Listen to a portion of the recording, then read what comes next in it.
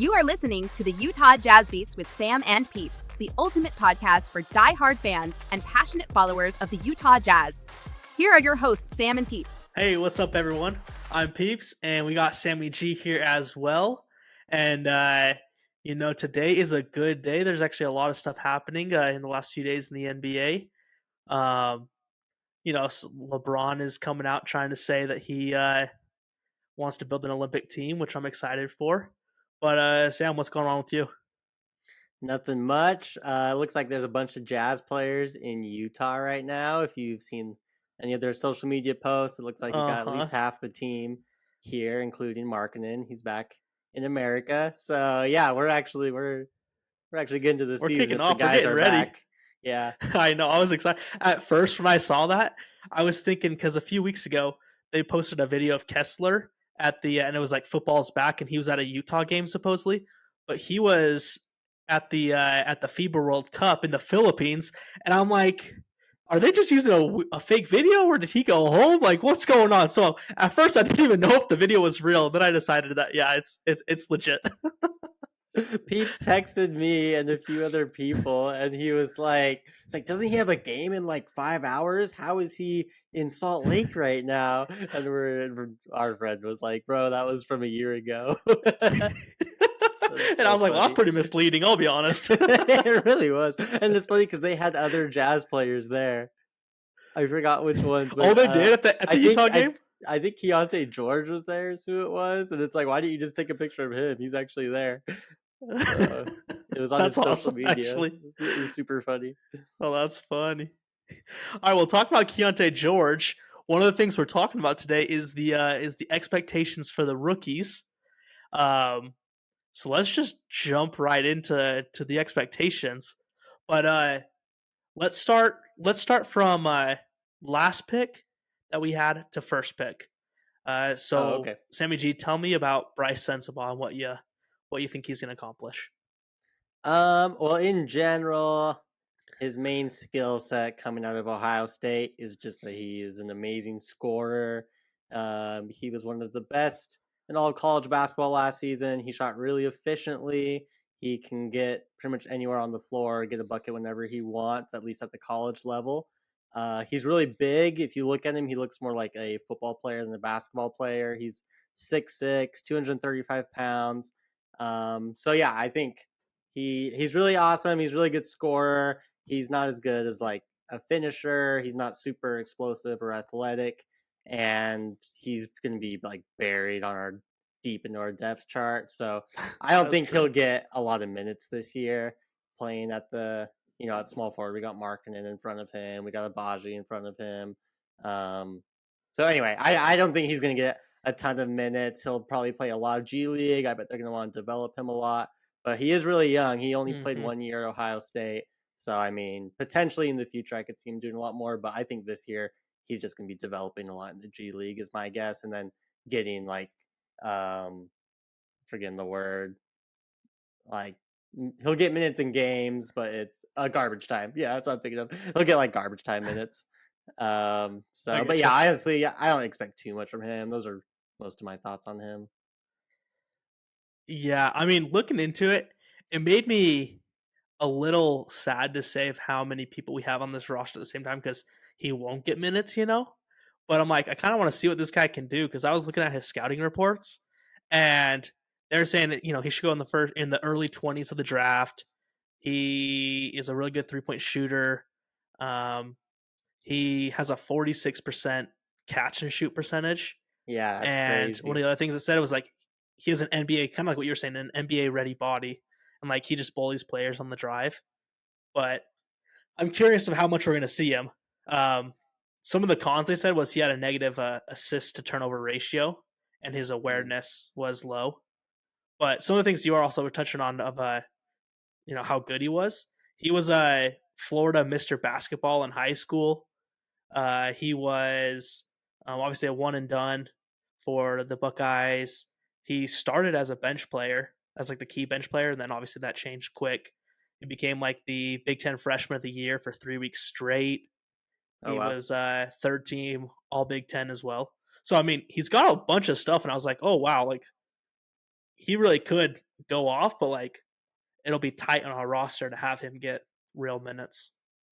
Yeah, I read. Oh yeah, I read that he was probably like the second best shooter in the whole draft. That you have Jordan Hawkins from UConn, who's probably the best shooter, but then after him, like Sensabaugh, he's probably the best shooter in the whole thing. And I mean, with it being an 82 game season, everyone gets a chance at some point, even if Mm-hmm. it's at the very end when you know that maybe you're not making the playoffs or you are making the playoffs and it's all secured and everything. And there's always injuries, so I'm sure that there will be some games where like 2 to 3 games where he plays 20 to 30 minutes out of nowhere, and we actually see what he does. But I think for the most part that's not going to be the norm. But I mean, Mm-hmm. I'm not like counting him out or anything for the future. I just don't think it'll happen this season. But I do know there's like a lot of Jazz fans who he's the guy that they're most excited about just because he was such a good scorer in college. Mm-hmm. And like you were saying too, I think he'll probably be assigned to the G League for most of the season, just so he can actually get experience and be playing real minutes. And I bet you that'll be really good for him. So I'm excited to see what happens with him. But Yeah. let's move on to Colin Sexton. What's your take? What are you talking about? Colin Sexton. Oh, what do I say? Keyonte George. I don't know what I was saying there. hey, my mind. I thought you were making a joke. He's kind of a rookie. No, he's a rookie. I don't really like him. Everyone knows that.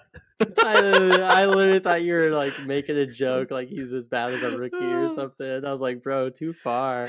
What if he hears this? Oh no! Trade him, please. Right. Just kidding. You got problems. I can't wait till he's an all-star and you just sort of look insane. Yeah, he'll probably won't be on our team when he's an all-star, but oh, you said when though? That's good. That's a good sign. Oh. All right, Keyonte George. The entire team, rookie or not, he is the guy that I'm easily most excited to see this season. I mean, because we already know like how Markkinen is, we know how Kessler is, and obviously they'll probably get better. But I'm just super excited to see if what he did in summer league was legit or not. I mean, if he didn't get hurt towards the end, he was easily on his way to summer league MVP, and that's not bias at all. Like that's straight facts. He was the best player in summer league. But yeah, Baylor, he played point guard, shooting guard, and small forward just because there were a lot of injuries. And some of that made his draft stock fall a little bit. Like going into the season, he was projected to be a top 10 pick, but then playing at the 3, it kind of brought out some of his weaknesses. But then in the summer league, he was just insane. I mean, we saw that he literally just gets buckets. Like he can score from pretty much anywhere on the floor. He can catch and shoot. He can score off the dribble. He's got really good handles. Those are a lot of the positives about him. I think some of the issues coming out of college is that he was a bad defender. He had some turnover issues. He was a bad decision maker, kind of had blinders on. But a lot of those things I don't think will be as much of an issue on the Jazz, honestly, because I think he knows that the Jazz want him to develop into a point guard. So I think he's going to go into it with a pass first mindset. So I don't think that, I think that's going to help a lot with some of those decision making is because he will be looking to pass a lot more. He's not going to be as dependent on to score every possession, kind of like he was at Baylor. But yeah, with his first season, I'm not exactly sure what to expect from him. I think he'll play a decent amount of minutes off the bench. I think that he'll immediately become one of our better isolation scorers. He'll probably be Clarkson, Sexton, and then he'd probably be the third best isolation scorer just from the jump if it's anything close to like what we saw at Summer League. Like he was literally just insane. And then if he gets on the floor, I think his minutes are all going to depend on if he can play defense. He was a bad defender in college, and he was a bad defender in the summer league. Like you see some of the stats where he got some steals and stuff, but he really couldn't stay in front of his man. He can like read what he was supposed to do. He was in the wrong spots a lot of the time, and so I think his minutes will all depend on if he learns how to play better defense. Because Will Hardy's not going to put a rookie out there that can't defend at all. So, what do you think? True. Yeah, I mean, like you, I'm excited to see what he can do this year. At the same time, it's like, I mean, he was our 16th pick, and we had Taylor Hendricks before him. So obviously, the Jazz saw something in Taylor Hendricks before they saw Keyonte George, and we haven't been able to see him play. So like, I'm curious to see what happens there. But at the same time, like, I probably am the most excited with since I've already seen him in summer league and maybe his potential, like depending on obviously what summer league actually means. But I mean, he was a 5-star recruit going into college. His points per game in high school were insane. He had 21 points per game his freshman year, then 24, then 25, and then That's 18 his crazy for senior high year. school. He changed schools. That's really Oh, crazy for high school. insane! And yeah, and then in college he was shooting 41% for the three. He was a Big 12 Freshman of the Year, second team Big 12. And I don't know if you know this, but he actually got a gold medal in the FIBA World Cup in 2021 for the 3v3. Oh, really? So we Yeah, I already had got no a idea. we already got a gold medalist on our team. We should have two, but Kessler couldn't do it. Unlike Kessler. Just kidding. Yeah, exactly. Bringing dishonor to the family.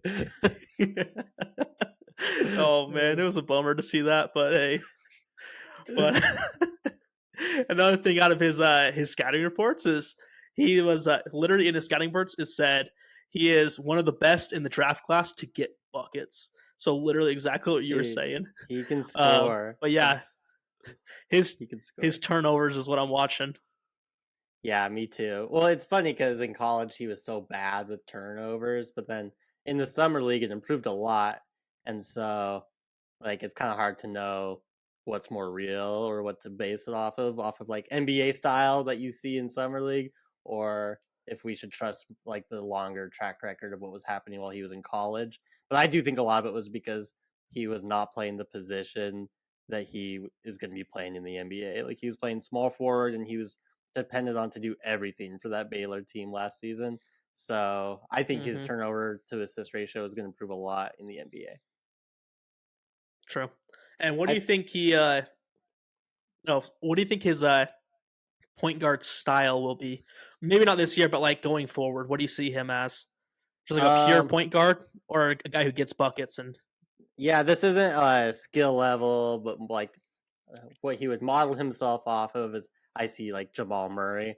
So I'm not saying he'll be that good. Okay. I'm not saying he won't be that good, but I think he's like a combo guard where he can play point guard or shooting guard. And I would think that he's more focused on scoring than passing. At least that's what we've seen so far. But I do think they're going to want to emphasize him becoming more of a floor general. But I see him more like Jamal Murray than Mike Conley, you know? Okay, I get you. What do you? And what do you think? All right, Taylor Hendricks. Oh, I think I agree on the same with that. I don't see him as a floor general, but I think if he could develop that skill, he could be really good at it. I'll be honest. And something else that's interesting is, so obviously we took Taylor Hendricks 9th. Hendricks was 9th on our draft board, and then George was 10th. And from an article that I was reading by Tony Jones, is when the 9th pick came up, they like really thought hard about taking Keyonte George with the 9th pick, and then they were stoked, and he fell to 16th. So anyway, it's cool that they got two guys in their top 10 at 9 and 16. So anyway, well, I remember Danny Ainge saying that in a press conference after the draft, and he was like, "Yeah, we were looking at both of those guys for the 9 pick, and we actually just got both of them." And I just didn't know for sure if he was just saying that, just to, obviously hype up the draft picks. But yeah, if that's really their draft board, that's awesome. I'm excited to see him. So yeah, if I were them, I wouldn't be saying he was our 30th, So for all we know, they're lying, but I'll take their word for it. And I think they said that Sensabaugh was in their top 20 as well, and we got him because they were talking about taking him at 16, right? Supposedly. Yeah. I think they said he was 16th on their board, and they got him in the late 20s. So if all of that's true, then that's really nice. True. All right, so now let's go to Taylor Hendricks, our 9th pick. What do you got? Alrighty. So with Hendricks, everything that I was reading going into the draft was that of those top 10, I think, prospects, maybe top 9, there was pretty much like going in the draft, everyone said that there's 9 guys that are going to be really, really good, and Hendricks was like the 9th guy on that list. But everyone also said that he was probably the most NBA ready, like as in like he can contribute from day one, while all the guys ahead of him, it might take them a few years to kind of hit that potential and be really, really, really good contributors. And so, I mean, the good news is that we think that Hendricks can come in day one, help the team win, be a contributor. The bad news is, of those top 9 guys that were taken, they kind of think that he's got the lowest ceiling. Like, a lot of people don't think he's going to get much better than he already is. Which, I mean, who to say? We'll see what happens. But that was kind of just like the reports coming in. But yeah, as far as like skill set goes, I think from day one he'll be a really good 3-and-D guy. He was 41% on catch and shoots last season. He's really lengthy. I forgot. I don't know if you have his wingspan up. I read it earlier, but he's got a really good wingspan, so he can guard the 1 through the 4. He's pretty quick.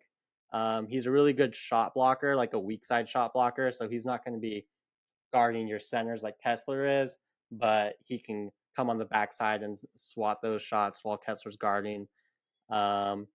He's not much of a playmaker. He can't really create his own offense.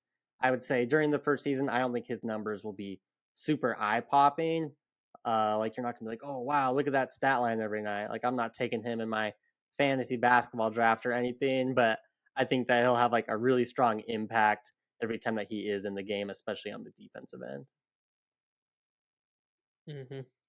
And, I mean, I think, kind of touching on what you're saying about his ceiling, I think it's really in question because, I mean, he went to UCF as a school, and even like in his draft, his scouting reports, they were saying it was a question of his true ability, just because obviously it's a smaller school from a basketball perspective, so he didn't play as much talent. So like we really don't know what he can do because obviously he was playing really well against those teams. But seeing him against NBA, I mean, his ceiling could be a lot higher than obviously what they're thinking. But we'll see. I mean, he was some fun facts about his time at UCF is he is the highest NBA draft first lottery pick and the first really? one and done player from their school. He's the first one and done? Oh, interesting. Yeah. Isn't that cool? crazy? Yeah, that's crazy. Yeah. He's got a brother there right now, I think, too. But anyway. Yeah, I think he's the point guard or shooting guard. He's a guard, though. I think it's a twin, maybe. I don't know. But anyway, that's cool. I think his name's Tyler Hendricks, and this is Taylor. It starts with a T. So, you're right. Yeah. But he was a 4-star recruit out of high school. Got multiple state championships back in high school. He was the AAC Rookie of the Year for 4 consecutive weeks. So he beat out Brice Sensabaugh in that case. But he actually got 9 of them altogether for Rookie of the Week, and he was AAC second team. So okay, yeah, I mean, he's got a. I think it's going to be exciting. Like everyone says, he's going to be able to like make a positive impact from day one. So I really hope so. Like I don't see him spending time in the G League, and if he does, then I think it'll kind of raise like some question marks for me because that was his whole thing, is that he can make a difference from day one. That's everything I've read. So I would be pretty surprised if he was spending time in the G League. I'll be honest. Yeah, David Locke, he kind of made it sound like he might, and I don't know. I think that would just be a bad sign, in my opinion. All right, now talk about 3 of the rookies. Right now, well, before we move on, there's one thing I figured. Well, 2 things I saw about all 3 of our rookies that was kind of funny. So all 3 of them are one and dones out of college, and all 3 of them went to high school in Florida. At least Keyonte George did his senior year. Oh, really? So, yeah, that's kind of a funny take. Yeah. That's so random. I guess Florida's the place to go to recruit these days. I guess I don't know. It is interesting though that they're all one and done. Like it sounds like the Jazz really are going more off of potential than what's been proven already. So that's an interesting True. point. I didn't really realize that. Yeah, they're all super young. They're all like 19. That's crazy, actually. Yeah, they're It's all like our younger than team is. us. Yeah, I mean, you But have those three guys. You got Kessler, who's young. You got THT, Sexton. All these guys are super young. Like the vets on the team, you got Jordan Clarkson, Laurie Markkinen, John Collins, Kelly Olynyk.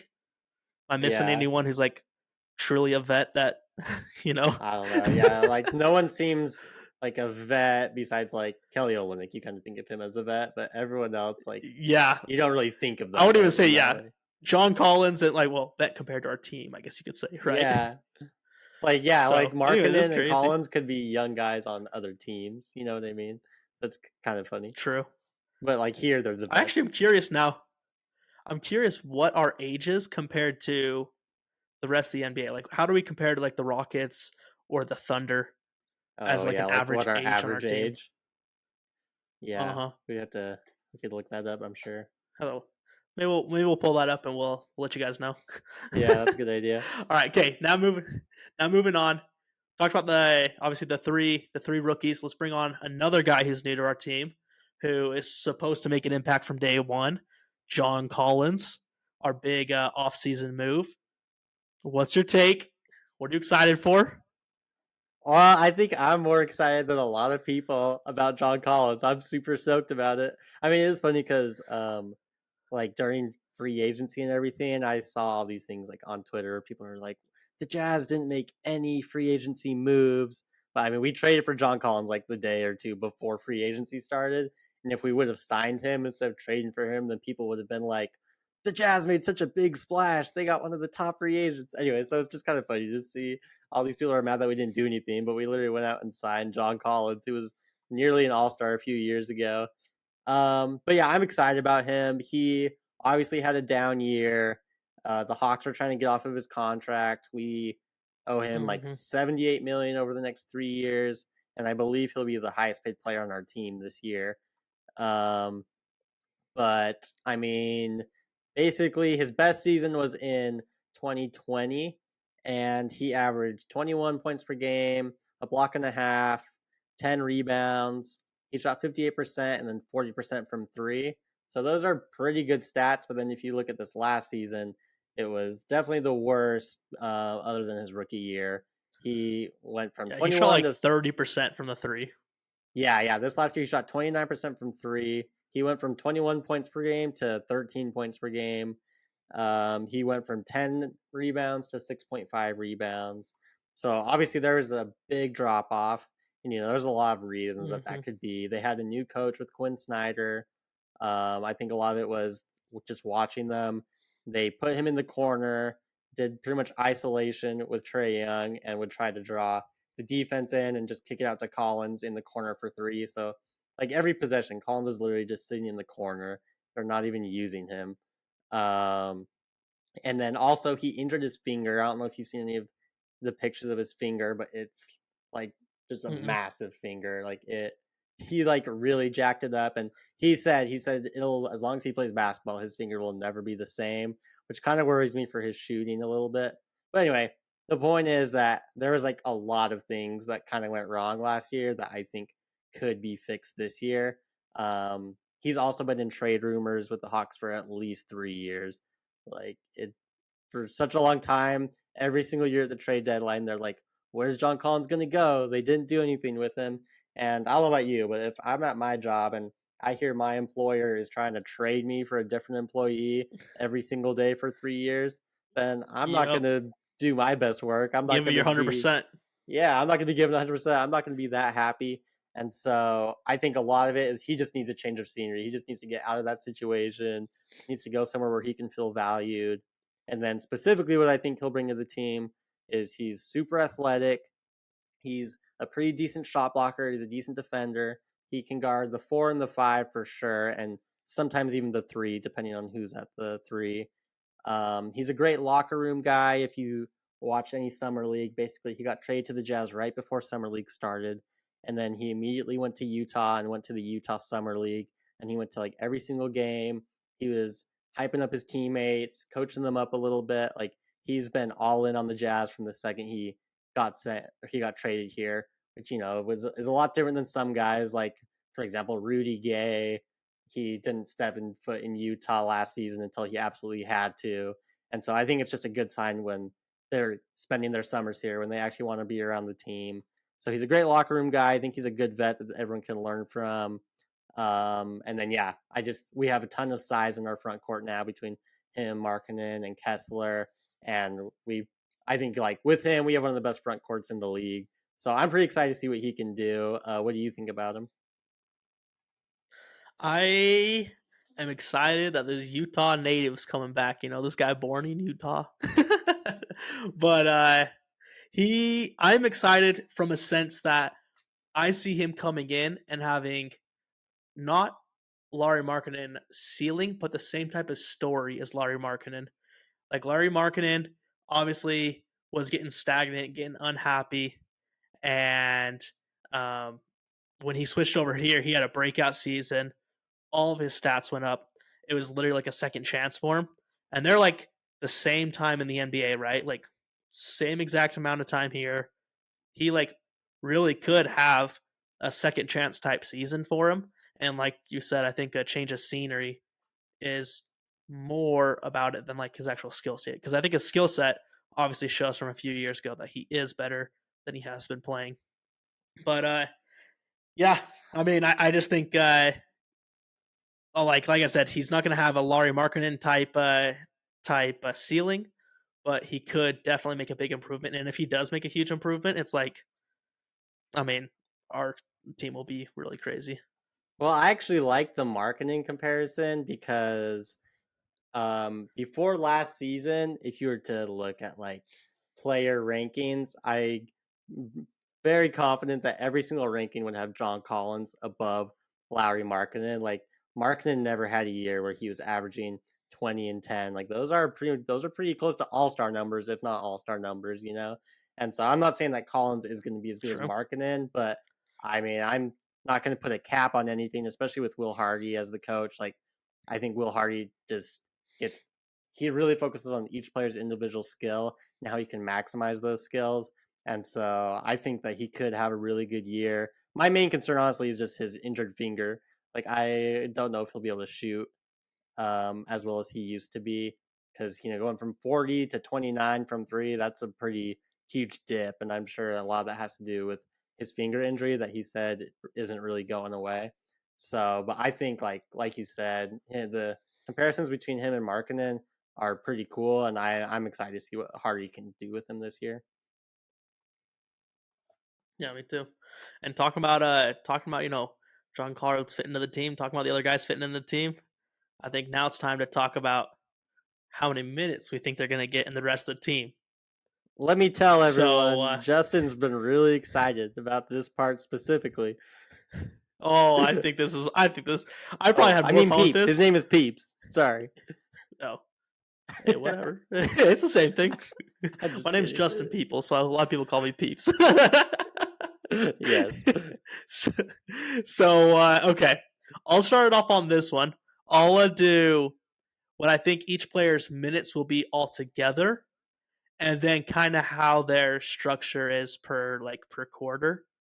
So starting off, I just got a list. Let's see here. So it was kind of hard because I actually built it for the quarter side first of how I actually wanted it to work, and then I saw their minutes afterwards.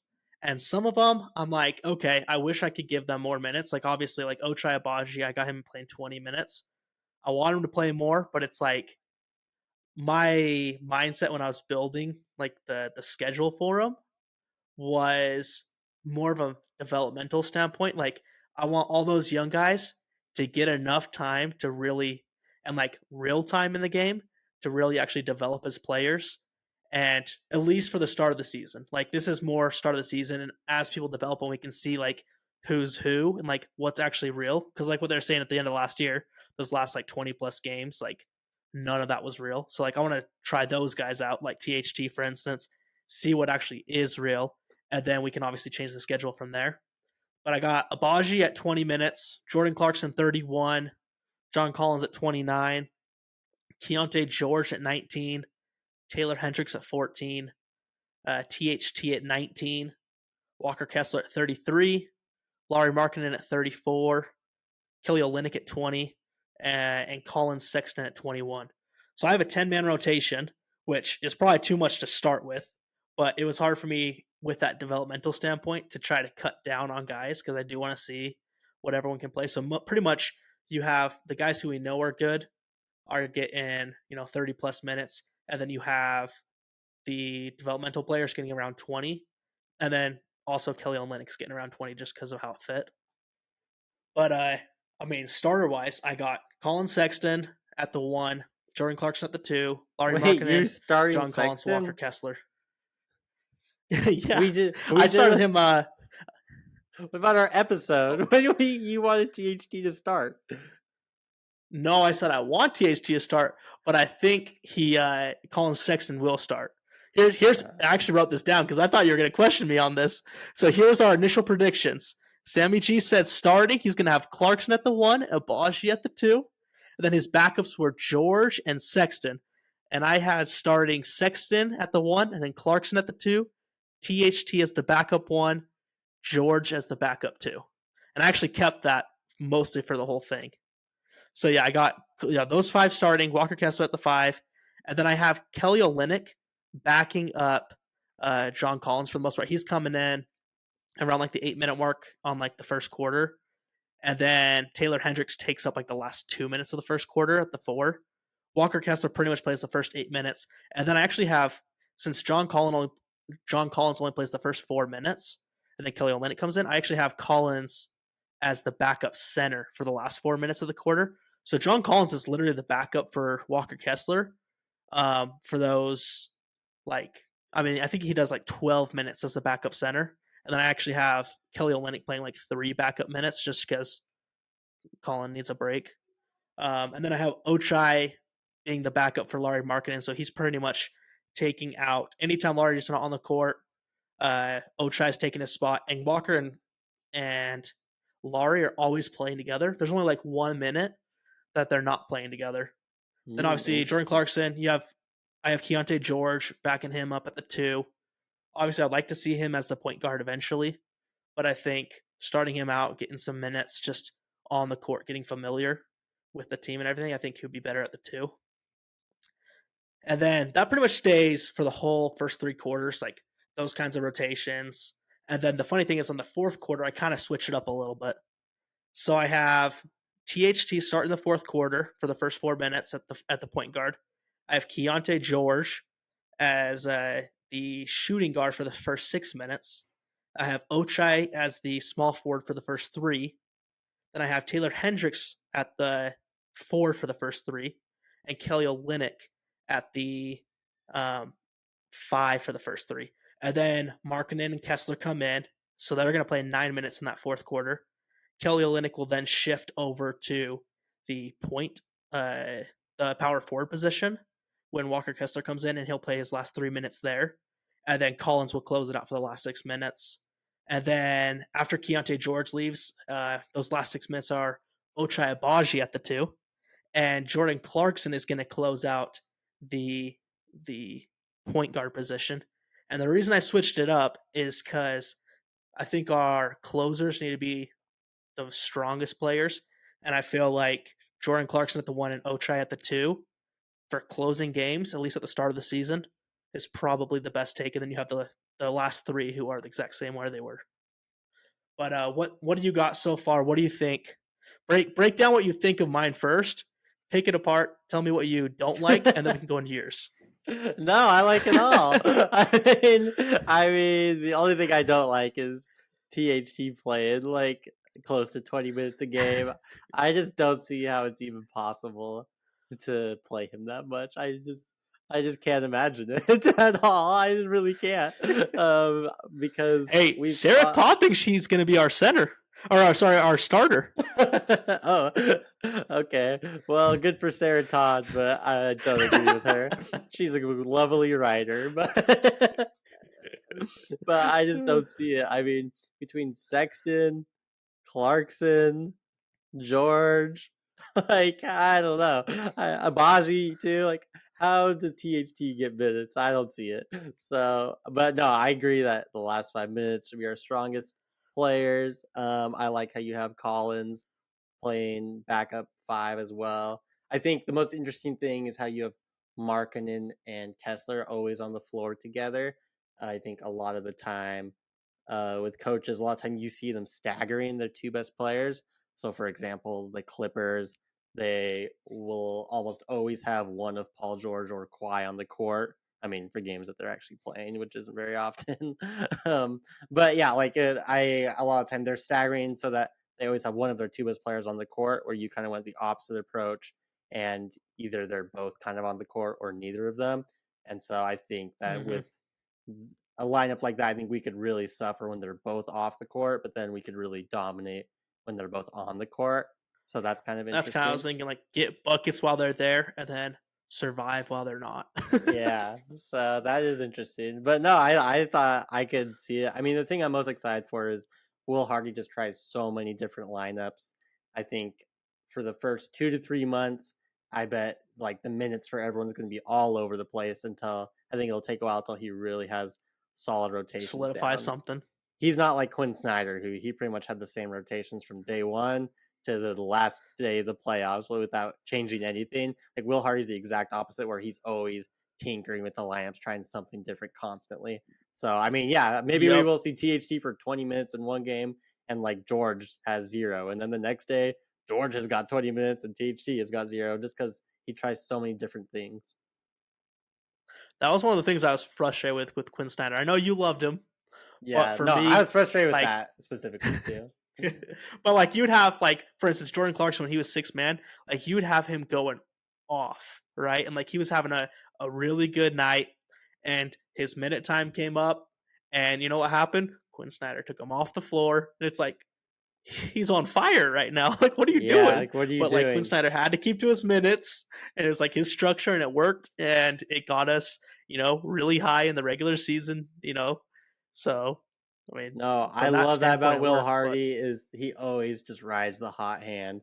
Like if someone's on fire, he just keeps them in there. And then also uh-huh. like he's just like a wizard. I mean like last year as the first game against the Nuggets and our closing lineup, they hadn't practiced together once with that lineup. They hadn't been together at all during the preseason. They hadn't done that lineup, but for the last 5 minutes of closing out that game, he like went with a whole new lineup, and so that's what I'm excited to see is just how many different things he tries. Yeah, I'm excited. All right, give me your schedule. What do you think? All right, so I didn't go as specific as you.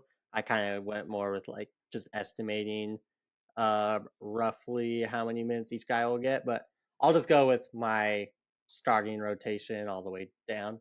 I've got a 9-man rotation, so that's one less than you, but um, Is it I've got THT? yeah, I don't. I have THT at 0 minutes as long as the game isn't a blowout. um, so Okay. I honestly I don't love how I did it looking back at it because I gave too many minutes to the starters and not enough minutes to the bench guys. But in my head, there's no such thing as fatigue, but obviously that's not realistic. So it's going to sound like a lot of minutes, but that's what I did. So I'll give it to you. Clarkson, I have playing 35 to 40 minutes a game, closer to 35 than 40. Okay. Abaji, 20 to 25, which I think that's what you had as well. Markkanen, 35 to 40. Again, he would probably be closer to 35.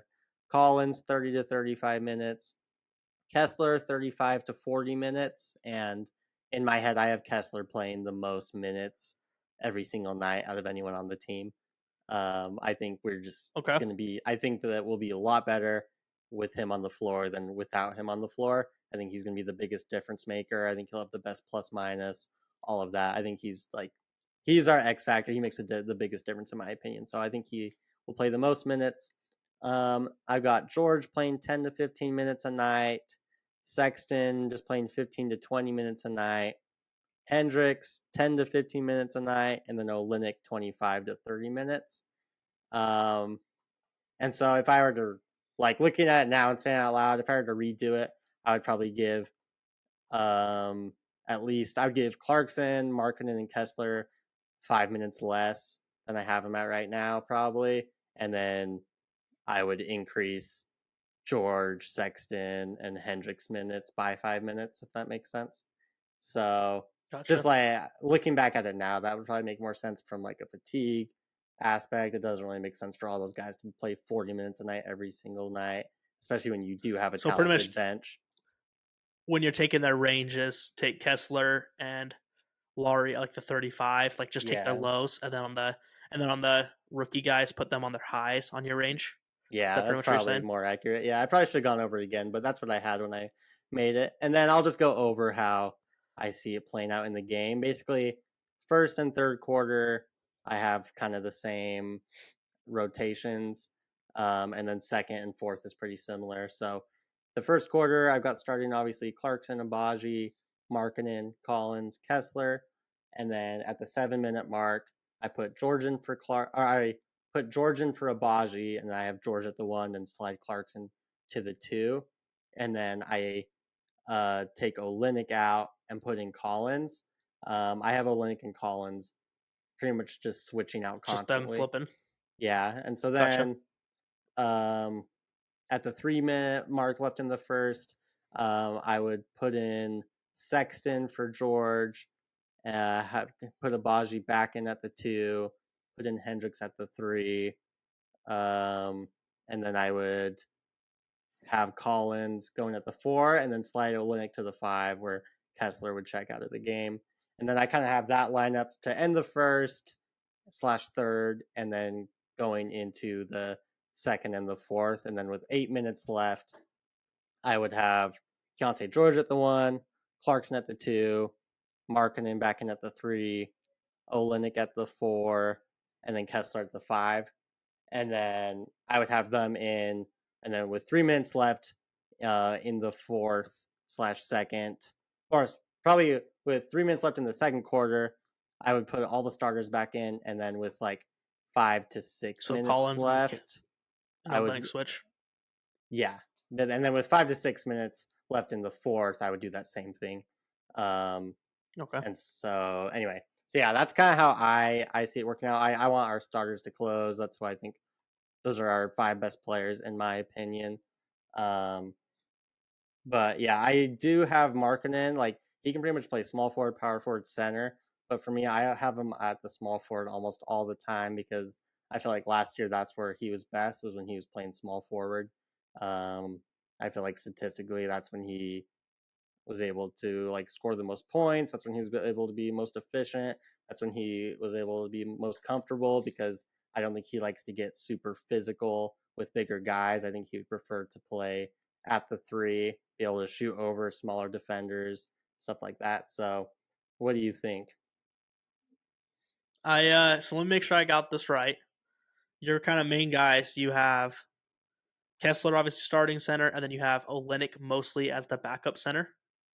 Is Yep, that that's exactly right. your take? And then Olynyk's also the backup point guard Olynyk's or also power forward. yeah. So he plays. So Olynyk Gotcha. gets the most minutes off the bench, and he plays a lot of backup power forward, and he plays a lot of backup center. Backup center. Yeah, And then you so a have lot of the Hendricks playing the time, backup 3.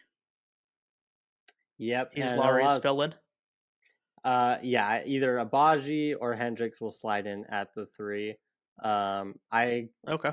I see Hendricks in my head. I see him as more of a power forward, but I couldn't see how to get him minutes at the power forward. I think for me, if I were the coach, if he were to get minutes, it would be at the 3, because he's not going to be as good as John Collins, Kelly Olynyk. And Mm-hmm. so I just don't see how he would really get minutes there unless we go a little bit smaller. Yeah, well, he's coming into the NBA as like a combo forward.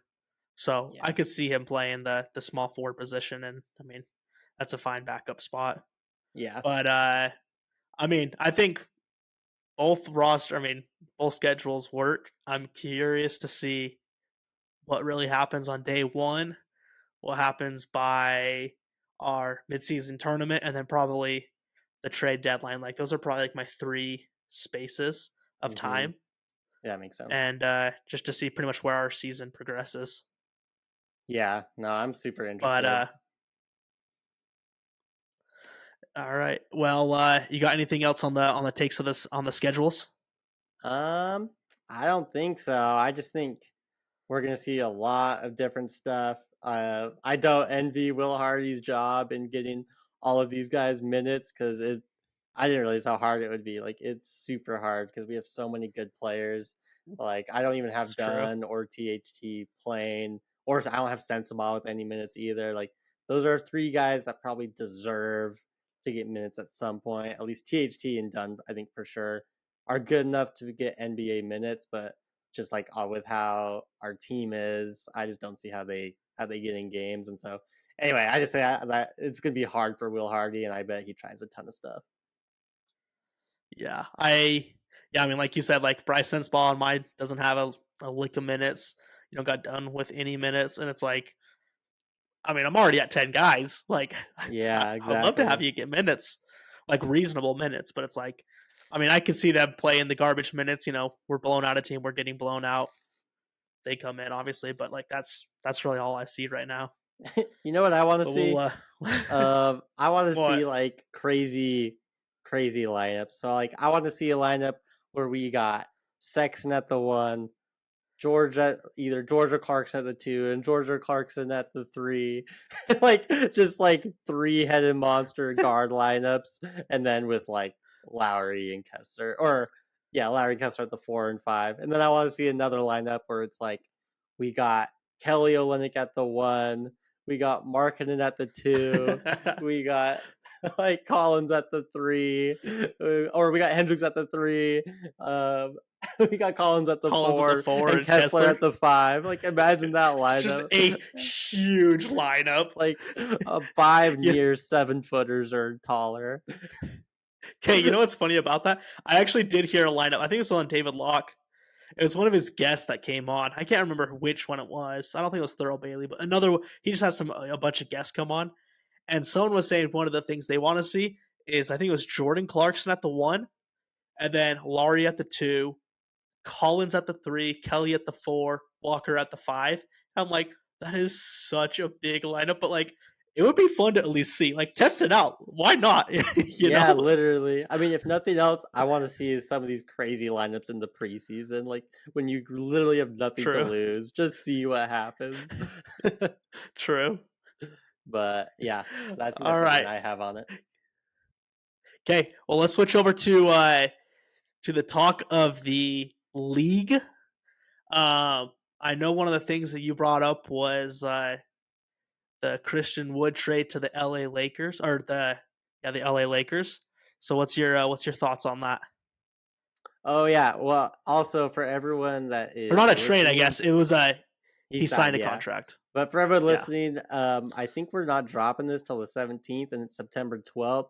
So if like Damian Lillard gets traded in the next 5 days, and you're wondering why we're not talking about it, it's because it hasn't happened yet. But That's why. anyway, Yep. so yeah, this will probably seem like it's been a little bit since the Wood deal, but yeah, he went to the Lakers. He signed with them on a 2-year, 5.7 million deal. I think he's got a player option in the second season. But no, Yep. I think it'll be really great for the Lakers. I mean, if you look at it, if you replace him in those Vanderbilt minutes, I think that like improves the Lakers a ton.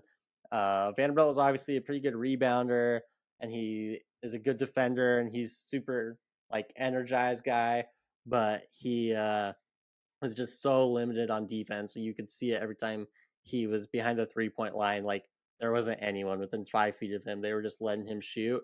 And that's going to be like such a big improvement for the Lakers, where Christian Wood, if nothing else, if he can't defend very well, he's got a lot of like issues, men like not, just like locker room issues. Historically, he's not seen as a guy that can win. But he can play offense. Like he can get buckets. He can get rebounds and he can score. And so I think it's not anything that's going to make or break the Lakers, but it is like a quality move. He's a good player who, he's really talented. He just hasn't worked out for whatever reason. But playing with LeBron and AD, like he's gonna have to play better to be up to standards with those guys. So I think it's a pretty good move for the Lakers. Yeah, I think it more than anything just stacks their team. Like I feel like they got him for a good deal. At Yeah, one point, super good deal. I was really high on him. I was thinking that he was going to be like one of the really good centers in the league. It was about the same time I thought Porzingis was going to be one of the top centers. Both of the guys have kind of fallen off by now, but I mean we'll see what he does on the Lakers, and I assume he'll be starting for him. I don't know. I mean, maybe AD will play the power forward. He'll start for the center. I could see that. Yeah. What do you think on that? I mean, yeah, We'll I see. could see it either way. Honestly, I could see him starting. I could see him coming off the bench. I bet they will try both and see what works best. I'm not sure what happened with the Mavericks. They weren't giving him minutes. I don't really know what was going on behind the scenes because he's a good player. Like he can play basketball, Yeah. All right. Well, another thing that happened in the league, obviously, you got when we kind of touched on it that the USA got out at the World Cup. They got fourth. They lost to Canada, Kelly Olynyk for the bronze. And I think it was like the next day or even the same day. That's when LeBron came out and said, "Hey, I'm recruiting for Paris. I'm ready to say I'm going. It's high. Here's my list of guys I want to go." Yeah, that was sick.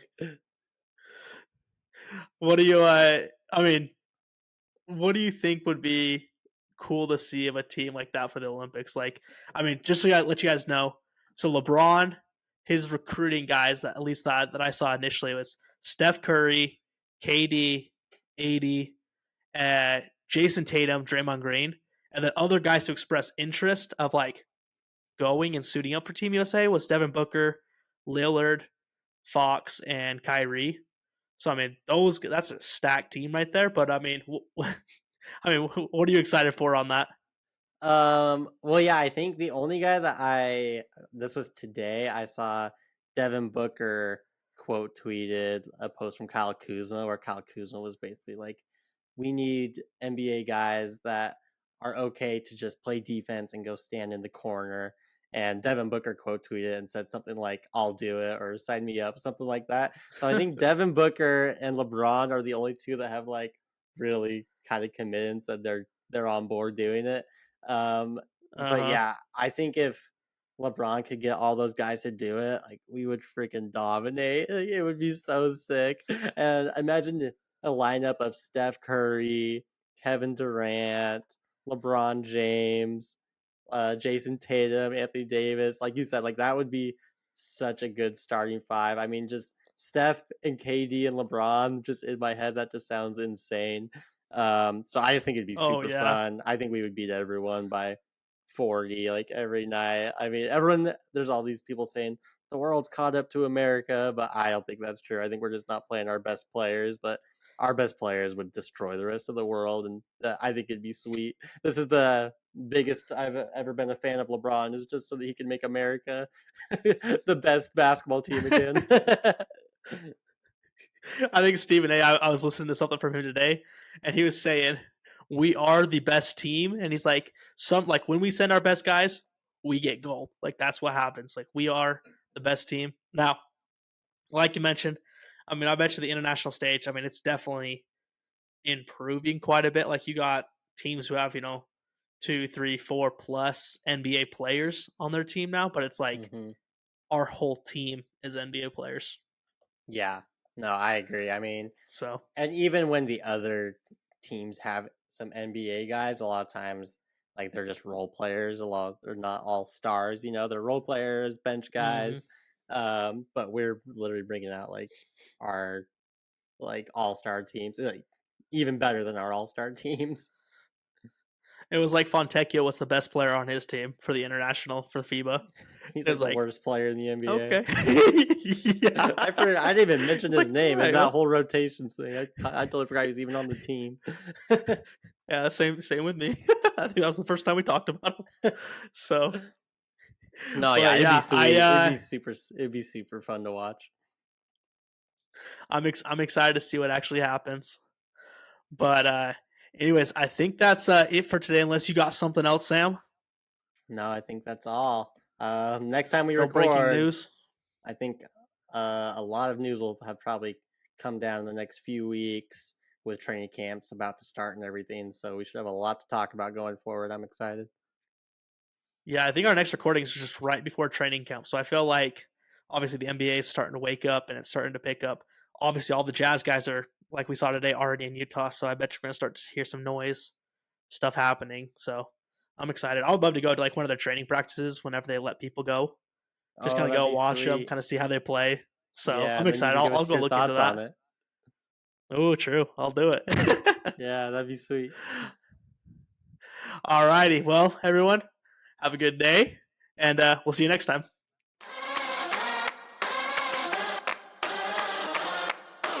Thanks for listening to the Utah Jazz Beats with Sam and Peeps. If you're as passionate about the Jazz as we are, remember to hit that subscribe button or follow the podcast so you never miss a beat. Stay tuned for more insights that will keep your Jazz spirit alive all year round.